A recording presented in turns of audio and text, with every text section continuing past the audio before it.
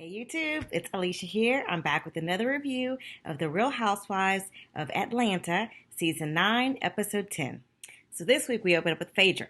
And Phaedra's outside with Aiden and her assistant Brandy getting ready for the camp that's next week. They're working on t-shirts. Phaedra's going to sell t-shirts, tie-dye t-shirts, and her book, Secrets of a Southern Belle. And Aiden's going to sell homemade chocolate chip cookies. So that was really cute. Aiden said he's going to sell his cookies for $5.99, or then he corrected himself to $6.99. So Phaedra and Aiden have a conversation about what they're actually doing. And so she asks Aiden, does he know what they're doing? And he says, we're going to raise money for those kids. They don't have any money. And so she explained about Flint, Michigan, and how the water had poison in it and the kids needed, some help. So he says, oh, is that what we're going to send the kids money? And she says, we're going to send them to camp so they can have some fun. So I was thinking, so you're not sending the money to them, Phaedra? Or you're raising the money for the camp? Or what's really happening? She explains to us that she's saying that the camp is next weekend, but this week is the pop-up shop. So they're going to raise all this money so in case the kids need deodorant or whatever else. So, we'll see. So during the scene, Cynthia calls. And Cynthia said she wasn't there when the initial invitation went out to all the ladies to come and sell all of their wares, their clothing line, whatever they do. And so she had a million questions for Phaedra. She had a list, and she had questions like, where's the money going? Which is a good question. And what's Aiden doing? Because he's on the flyer, and how many people are going to be there? She had a list, a long list. So Phaedra just said she was going to send her an email, and she should have all the questions answered that way. But if she has more, she can always call her. So next we see Sheree. She is shopping for wall coverings for her house. She says that her designer, Michelle, is showing her a lot of wall coverings from Europe, and they're expensive. And she says she's way over budget. So she's in some showroom thinking that's going to be a little more economical for her. So while Sheree is shopping, we see Marlo. Marlo shows up to join her. And Marlo is being billed as Sheree's friend this season. Last season, or the season before that, she was billed as Nene's friend. And then she was Kenya's friend. So I guess they just use Marlo for whoever's friend is needing a friend. Whoever's needing a friend that season. So when Marlo shows up, she says she's there because she's going to be helping Sheree pick out those wall coverings. And she's supposed to be Michelle's intern for the day. So Michelle calls while they're in there kikiing, and he says that Marlo is creative, but Sheree is the brains. And so basically they start picking out wall coverings. Sheree says she's old world Hollywood. Did y'all know she was old world Hollywood? I didn't know that. Marlo done fell out with Kenya when she was Kenya's friend against Nene. They were thick as thieves. But now, I guess Miss Kenya has gotten back in the good graces of Miss Nene. So Marlo's on the outs. And she fills Sheree's head with all these tales of how she's not been invited to the events. Because Sheree had asked, where has Kenya been? She hadn't seen her around. So she said, well, I wasn't invited. Kenya had a birthday party, asked me to help her make it fabulous, and then didn't invite me. And then when she saw on Instagram that Nene had been there, she understood, oh, okay, so that's how it's going to be, Miss Kenya. Great. And then she said she wasn't invited to Kenya's housewarming party either. So she asked Sheree, how was the house? Was it nice? And Sheree said, no, it wasn't nice. The plumbing wasn't in. It was a mess. They talked trash about the house. So basically, Marlo said she'll send her a plumber and help her get her house together. Here we go. It's time for a Kenya scene. Let's find out what's going on with her and Matt. And before I start, does anybody care about this storyline?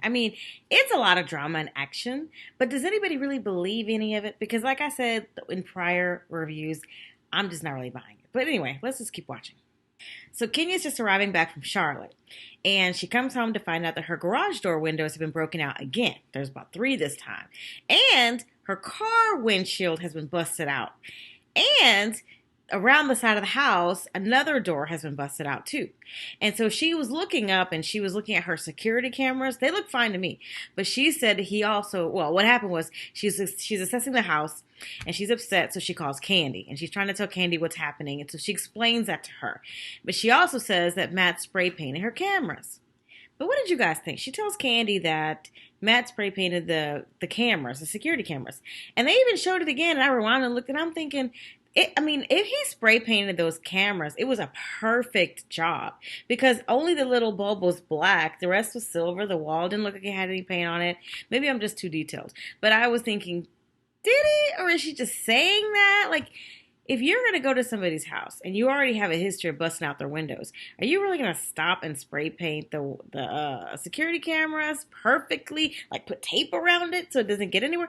I don't know. What do y'all think? I'd like to hear y'all's opinions below. Maybe Matt did it. Maybe he's being set up. I don't know. I feel like he's being set up. So Candy tells Kenya that Matt is crazy. She says, he is crazy.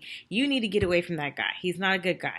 So Kenya is just crying, and she says she feels obligated to help him. Really? Why? I mean, y'all, I've said this before. I think it's a storyline. Like, I don't know if you guys are up on the blogs and what's going on and what have you, but Matt has definitely been very vocal about this. Apparently, they had some scheme, he and Kenya, to have a storyline this season about domestic violence. And he said he agreed at first to be the crazy boyfriend. Why? I don't know. But supposedly he agreed to go along with it at first. But I guess it's gotten out of hand, and she's really making him look worse than he thought. It's going back and forth, and I don't know what's happening. But he's now really speaking out that she's being hot and cold with him, and he's reacting to her craziness. And, I mean, just a whole lot of pulling back the curtain. So a lot of this stuff that she's doing is for the storyline. It's like she's continuing with it to make him look crazy. And now he's decided not to do it. He says, she tells me to come over. There won't be any cameras. I get them. There's cameras there. All this stuff. So, I mean, honestly, he must be crazy to go along with this whole thing. And he's been seeing Kenya on TV long enough to know that she is a master manipulator. I mean, Kenya needs to really get a real relationship going. And then it might be interesting to watch. But this whole thing is too contrived for me. It's just way too over the top. So Candy asked Kenya, what would her dad say? And she said her dad would tell her to get a restraining order against Matt. So then Candy offers up her house, that if Kenya needs to get away for a few days, she can come stay with her. Isn't that strange, y'all? We've never seen Kenya and Candy be buddy-buddy before. I mean, I know things go on behind the seasons and, whatever, but it just seems odd that all of a sudden she's opening her door. I mean, anyway, so that's what happened. So next we see Cynthia. She's at home. She's packing up her house. They're getting ready to move to the lake house. She tells us that they have to be out of this house by the end of the week, and there's a lot to do left. And she says that there was a glitch with the closing of the lake house, that she may not be getting the house of her dreams. And I was remembering back at the beginning of the season when she was telling Noelle that she may be moving to LA and all the other stuff. And I thought, maybe she'll be moving to LA since she's bought this house, but maybe she will. Do y'all think the house is part of the storyline too, to show her, moving on or whatever? Because I don't know. I thought the house was nice and all, but it just didn't seem like something she would buy and settle down in Atlanta. I mean, for why would she settle down in Atlanta? Maybe to stay on the show? I don't know. Cynthia unconvincingly tells us that if she doesn't get her dream house, it would be devastating. So then we see Noelle. She's in her room on her computer. And Cynthia comes in and she's looking at Noelle's wall. She has this wall dedicated to photos and comments and whatever. And it's a nice wall. Kind of reminds me of Kim Zolciak's old townhouse where they had all their visitors sign some kind of signature or whatever on the wall. Lots of memories. So Cynthia starts to tell her that she needs to take those things off of the wall. And Noelle's confused. Like, what? Why? And she says, you can't take this with you. We have to go. So she said, I thought we could take it with us. And so Cynthia said, we can't take the wall. And I'm thinking, does she really think you can take the wall of a house with you to a new house? Like, was that for real, y'all? She really thought so. So Cynthia has to convince her, look, we can't take the wall of the house, of the new house. Take a picture and we'll frame it and we'll make a new wall at the new house and we'll put it up. And then she's like, oh, that sounds like a good idea. But I was just like, come on now. The wall, taking it with you? Come on, son. So we find out that the reason why they may not be getting the lake house is because the original appraisal was around $940,000, which we all remember. And then somehow a second appraisal came in at $680,000, which is why Cynthia qualified. And that's a huge change from one to the next. So apparently the second appraisal either didn't work out or they decided, no, that wasn't a good appraisal. The real number is really closer to $1 million. And so now Cynthia says she can't buy a house that's worth, or she can't pay more for a house than what it's worth. So now they need a third appraisal. And I think that the house is probably $1 million. And they gave it to her on the storyline tip, And so now they're like, yeah, no, it's really $1 million. We only said that because we needed the reaction shots from you and Noelle. So now because of this whole situation, Cynthia is saying they need to find somewhere to go. They're basically homeless for maybe a couple of weeks to a month. And so Noelle is sad about the whole thing and wondering what's going to happen with them. And so Cynthia says that her mother has offered to take them in for for the meantime. Or a second option is Kenya. And so Noelle perks up and she says, hey, let's stay with her. And I was like, wow, y'all really that close, But anyway, so she wants to stay with Kenya. And Cynthia says, well, maybe now's not a good time. She's having some sort of drama with her boyfriend. So let's just, see what happens with that. So Cynthia says, in the meantime, we need to move. And Noelle's like, this is just too much. And I'm just like, wow. I mean, I was not that kind of a teenager like that. But I mean, it's typical teenager behavior for sure. So she's just, not really feeling the move. Or the work related to the move. Let's be more specific. So now we go over to Phaedra's office. And she's talking to her assistants. And Kenya shows up. And Kenya wants to get some advice from Phaedra over Matt. Because Phaedra's been through a lot with Apollo. She probably has some good advice for how to deal with it. So she goes in to see Phaedra. And they have some small chat about Flint and what's coming up. And Phaedra says she's going to have everybody split the proceeds. Or the money they make from the pop-up shop 50-50. And I was like, wow, that's a huge cut, but hey, it's for charity. It could have been a bigger cut. She says, if you want to give more than that, that's fine. And I'm like, I want to see the receipts. Is that money really going to Flint, your camp, whatever? I don't know. So anyway, so they finished that little small talk. And then Kenya has to get ready for her scene, y'all. She's just like, and she sits there like this for a while, she's trying to get her little emotions up, This is her big acting scene. So Phaedra's just kind of looking at her like, what's going on? And then she has a little, what, I don't know what's going on with Matt, the whole little theatrics. And Phaedra gives her a Kleenex and she's just dabbing her eyes. No tears, y'all. So anyway, she starts to talk about the drama with Matt, how he came over to her house and how he busted out the windows of her car and all this other stuff. And she doesn't know what to do. It's kind of offensive in a way that, I really feel like, this is a put on. I just be clear because I know domestic violence is very real.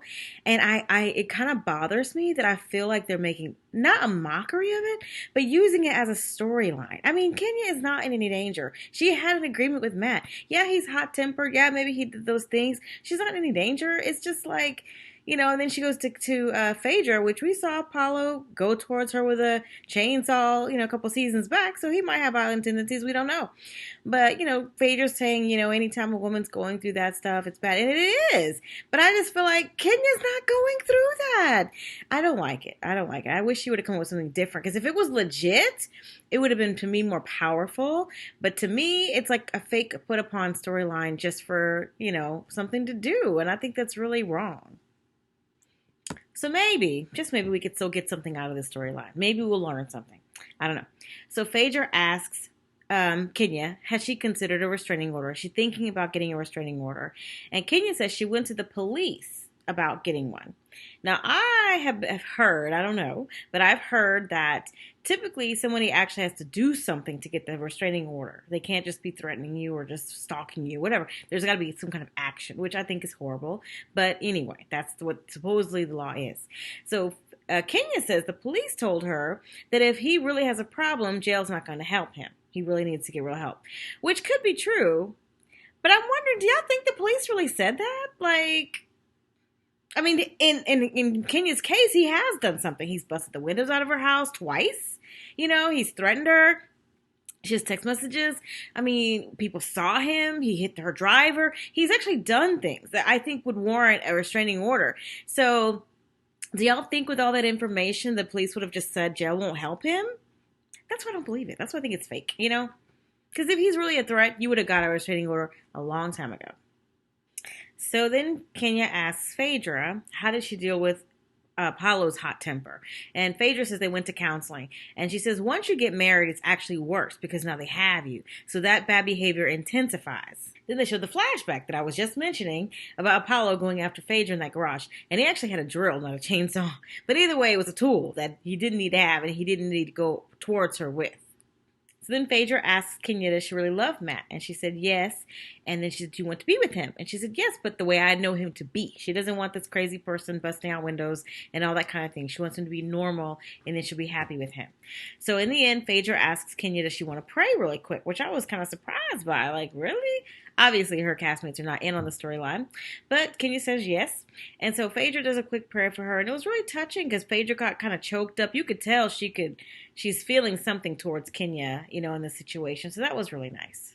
So next we move on to Candy. She's at home with little baby Ace, and he's so cute. He's getting so big. He's 7 months already. And Kenya shows up. So she was expecting Kenya. Kenya comes over and she comes in, and I guess she's decided to take Candy up on her offer to spend the night. But she just kind of says, "So where am I going to be sleeping?" And so Candy was like, "What?" Because, you say those things in the heat of the moment, like, "Girl, you can stay with me," but you don't really mean it unless you have like a real conversation about it. Because, you know. So apparently Kenya's like, yes, you. So Candy is just not even having a chance to react or process that. And Cynthia comes over. And so she's like, "Oh, hey, Cynthia, what are you doing here?" And Cynthia comes in. She sits down. She says, "You have anything to drink?" Just making herself at home. And so Candy says, "I didn't know you were coming today." So then Kenya says, "Oh, I invited her over here." And she says, "Oh, okay." So then she's like, "All right, cool. What's going on, right?" So Kenya fills Candy in on the fact that Cynthia sold her house. And Cynthia says, "I'm homeless, nowhere to go, haven't closed yet." And so Kenya says, "Well, I was just thinking that both of us could stay here." And so Candy's like, I don't know. And so Cynthia's going on and on about, "This house is so big. It's bigger than I ever thought it was. And this is like a whole other house." And I'm thinking, did you miss season 4 when she bought the house? She bought 2 houses. Come on now. So anyway, so Candy's going to have to think about that. That's very crazy. Oh, and just like we saw Cynthia in the beginning asking 1,000 questions to Phaedra about, Phaedra about the pop-up shop week, she's asking Cynthia, "How many rooms is it? How many bathrooms is it?" Like 1,000 questions. Cynthia's kind of annoying. So the subject turns to Phaedra's event. And apparently Phaedra sent out a text, which she originally said she would send an email covering all the bases. And I guess she let everybody know in the email that she was going to expect 50% of their proceeds from the pop-up shop that week. So Cynthia wrote back and said that was a bit much, which it does sound like a lot, but hey, it is for charity and you are doing it just for this. So Phaedra wrote back and said, "It's for my initiatives." I'm like, come on, you're a lawyer. It's for my initiative. But anyway, I digress. So basically they have a little chat about that. And so Cynthia says that when Sheree, I guess Sheree had a meeting with Phaedra initially, and Phaedra had mentioned a lot lower number to share with her her camp. And so Candy says that sometimes Sheree gets things wrong. And Cynthia's like, "Really? Sheree gets stuff wrong?" Who would have thought? So Candy starts to talk about how Sheree does get things wrong. And she tells how she had to sit down with Portia and Sheree because Sheree had gone back to Portia and said that Candy was talking about Portia sleeping with Block. And so, of course, she says that she said that they dated, but she never brought up the sex thing. So then Kenya says, "Was he the one that peed on her?" And they flash back to last season when they were on the boat and they were playing Never Have I Ever. And Shamia had asked the question about Never Have I Ever had a golden shower. And then Portia took a drink. And then when they flashed back, I saw Kim Fields. And I was like, "Oh, yeah, Kim Fields." I totally forgot about her. And I thought she was coming back this season. I remember there was this whole thing about she wasn't coming back. One season was enough. And then she was coming back. So I guess in the end she didn't. I totally forgot her and did not miss her. Although I did like her last season. Did y'all miss her? Did y'all notice she wasn't back? Did y'all care? But man, Kenya has a great memory. How she remembered that? They showed the flashback of Portia taking the drink and the whole thing. But I would not remember that. I guess it really made an impression on her. So now we're back to Phaedra, and it's 2 days before the pop-up shop. And she's looking at the facilities, and she's trying to figure out where everyone's going to be seated or where their stations are going to be that has the least drama, which we all know that means it's going to be the most drama. So anyway, all the ladies show up, and Portia shows up with this cute little pixie cut. It is adorable. And so Candy shadily in her confession says, "Oh, so now no one's going to have anything to grab when you attack them in the back alley." The shade. Lena shows up, but I forgot all about her. I really wish we would get to know why she's even on the show. Like, I just want to know if she's going to bring some drama or what is she there for? So while they're all there talking, Candy wants to get clarity around how much is going to be going towards the event, the charity. And so Candy said no one was told about 50%, so they just weren't sure. The original figure was less than 50%. And so Phaedra's very clear. She says 50% net. So that's what it is. And she says, "Does everybody understand?" And so Portia has a question. They said, "Of course, Portia doesn't understand." And she says, "No, I got businesses. I understand." So she wanted to understand more about the whole camp. We never really found out what she wants to know. But it does lead to Sheree asking if the camp is the camp co-ed or not? And so Phaedra said yes, and that Kenya pipes up and said she's going to be there. So I thought the camp was a weekend, but or maybe they're going up a week in advance, but I thought it was a weekend camp, overnight camp, or something like that. That's what Phaedra had been saying. But when she says that, when Kenya said she's going to be there, Detroit Barbie, Cynthia says, "Oh, so you're going to be there with Phaedra for a week?" And they're like, "Yeah," kicking about it. So then Portia's like, "Oh, okay, well, that sounds great. Y'all getting y'all's relationship back together or whatever." And so Phaedra says to Portia, "Well, I don't know you. I'm just getting to know you." And of course, I didn't catch it right away, but Sheree says, "Is freaking frack starting to crack?" And I said, that's right. They've been billing them as like best friends for the last 2 seasons since Phaedra's single now. And so this is how it is. We saw Candy. They were thick as thieves. I didn't really believe the friendship with Phaedra and Portia anyway, but they were being billed that way. So it's interesting because it seems like Portia really was getting or feeling like she was closer to Phaedra than Phaedra obviously felt, because Phaedra's like, "Yeah, I don't know you." So that's going to turn ugly. That is a little weird, though, y'all, that Phaedra chose Kenya, of all people, to go up there with her for a week and not Portia. But, I guess it'll be interesting to see if there's anything that comes of that. But that's a long time to be with somebody that you don't really care for. They start going over which booth is going to be where. And so Portia's trying to throw shade at Candy about her business. And so Candy in her confessional is like, "You know what? Out of all these little businesses here, mine's the only one making money." Which is true. So y'all, Candy is on one this season, y'all. She's the little quiet Candy's gone. She felt the shade coming from Portia. And she said, "You know what? With all the products I have, I could really do a lot here, but I'm just going to bring a little bit because I don't want to outshine all you guys." Sometimes you got to let them know. See, they just take Candy for granted. They don't know. Candy probably owns half of Atlanta, but they need to quit messing with Candy. They need to quit messing with Candy. So now we go back to Cynthia, and she's at her house with Mal and Noelle, and it's moving day. They've got everything out of the house. They're going to say their goodbyes.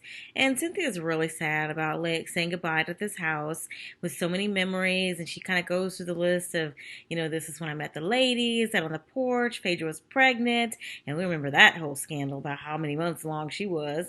This is where she burned the friendship contract. This is where she made up with Nene. They go through all of it. And it's nice. There's so many flashbacks and just reminiscing about all that stuff. The realtor comes over to take the key from Cynthia, and it goes from the nice memories, early Cynthia, early season, and it ends with all the drama with Peter and the Instagram fight they had and the it's not working fights to the very end. And Peter, even this season? Last season, when Peter was saying, you're not in love with me anymore. Just, all of that. Yeah, it was last season.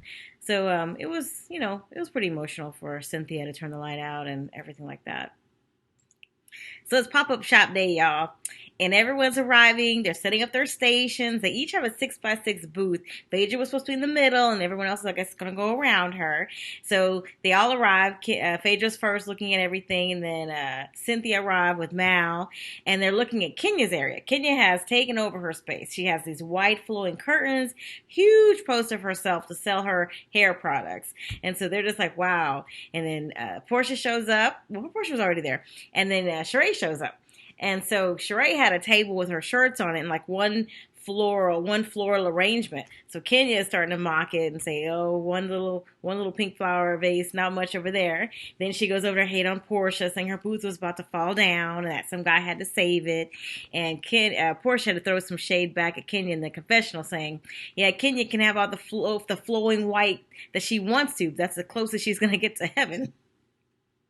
So the pop-up shop opens up, y'all. It looks like it's a success. People are lined up around the block to get in there. And what a fun event for fans. They were advertising on Dish Nation. Portia had invited Phaedra over to talk about it. And now people are out there. They're selling things. They're interacting with people. It looks like it's a lot of fun. And it looks like they're selling their products, too. So Apollo's mom shows up, Katrina, and his stepdad, Dan. And Phaedra's very gracious. She's like, "I'm happy to see you guys. Thank you for coming." Gives them a hug. And then the grandma's talking to Aiden, asking him to give her some cookies. And he looks like he doesn't know her. So I wonder how often she comes around. It's nice for them to come out and support. And not just how often does she come around, but I wonder how often does she get to be around the kids? Does Phaedra go over there weekly so they can have a relationship? Does she come around weekly? I'm just curious. He didn't seem like, "Grandma," Well, that was nice. It does seem like they have a bond, so that's really good for the kids, too. So here comes Marlo, y'all. She comes in, says hi to Cynthia, doesn't say anything to Kenya. She said, did you see Kenya? She said, yeah, I saw the booth. I saw the booth. So, of course, Sheray's behind her, right? Sheray's like, I don't know what's going to happen. So Kenya, getting prompted by the producers, because you can kind of see it in her face, like, okay, now, okay. So she goes over there to talk to Marlo. Hey, Marlo, how's it going? And so Marlo's real cool with her, like, hey, Kenya, So Kenya says, can I talk to you for a second? So Kenya pulls her to the side, and she said, I want to just talk to you face to face. I want to apologize because I didn't get a chance to invite you to my housewarming party. And Marlo says, well, actually, it goes way back to your birthday. And she says, yes, there's just a lot going on. And Marlo says, well, it was unacceptable. And she said, friend, you don't do that to.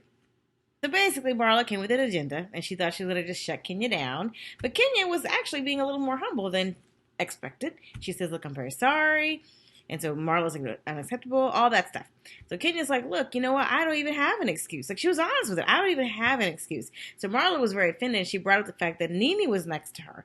And she said, no, it wasn't that. And so she doesn't really let Kenya say anything else. Kenya's trying to say, look, stop talking, listen to me, hear me out. And Marlo's like, no. Basically, you're full of BS and whatever. You're a little Nene. And so it ends like that. Kenya's like, okay. She concedes it. Fine, whatever. So Marlo goes back over. And she's talking to Cynthia and Sheree. She's talking to Sheree. And she's like, she's just full of BS. She's not going to get me again. And Kenya's like, yeah, she's full of drama. She's full of drama. And, it's clear. Marlo came for a scene. She had a scene. But it would have been better to me if it had been productive. Like, if Kenya had actually been trying to slither out of something, and then Marlo would have been busting her all this other stuff, it would have been more, to me, interesting. But Kenya was actually saying, yeah, you're right. I have no excuse. It's okay. I'm sorry. What do you do? Of course, Kenya had to throw the shade in her confessional, saying that she had clients to attend to and not Marlo's kind of clients. She said, I have no old white men in my line. So that was real shade. So the pop-up shop was winding down, and Candy tells Phaedra that her client, her assistant, brought about $5,000 worth of product. So regardless of what they actually sell, she's going to give Phaedra a check for $2,500. And then Portia comes up and says she's going to give Phaedra 100% of her sales, because she's been a part of 1 million pop-ups, but nothing with this kind of purpose. So she wants to support. I really want to see an audit on this whole pop-up shop, and actually not even just a pop-up shop, but I want to see an audit of the camp. Like, where did those kids sleep? Where was the camp? Did they get t-shirts? Did they get deodorant? Like, did the funds go there? How much money went towards it? Like, I don't want to see 90% went to staff and 10% went to the kids. I want to see an audit report. In addition to the pop-up shop proceeds, Portia also donated $1,000 on top of that. So Phaedra says she made over $7,000 for her pop-up shop. She didn't make the $10,000 she wanted to, but she at least, was happy with that, and she'll put the rest with it. Then the shady editors, they had put on the screen that Portia donated $1,000 because Portia called it a token of love. And then they put Kenya donated $450. So we don't need to know what they donate, people. Maybe some people are interested, but that kind of stuff should be private. Sheree donated $5.95, y'all. She donated more than Kenya. That's probably why the editors are putting that up there, so we can see all the shade that Kenya throws about who has money, who doesn't have money, and Sheree's living in a, homeless and what have you. And then Sheree gave more. Aiden came up at the end asking for his money. It was so cute. And Cynthia donated $1,000. I didn't see that they showed how much Lena donated. Maybe she didn't do anything. Maybe she just donated her proceeds. I don't know. Y'all saw it. Let me know below. And that was your show for this week, you guys. What did y'all think? Leave me a comment down below, and let's talk about the show. I thought it was a good one. Lots of things to talk about and discuss. So can't wait to hear what y'all had to say. Thanks again for watching, you guys. Don't forget to like, comment, and subscribe to my channel. If you're not already subscribed, what are you waiting for? Thanks again for watching, and I'll see you guys next week. Bye.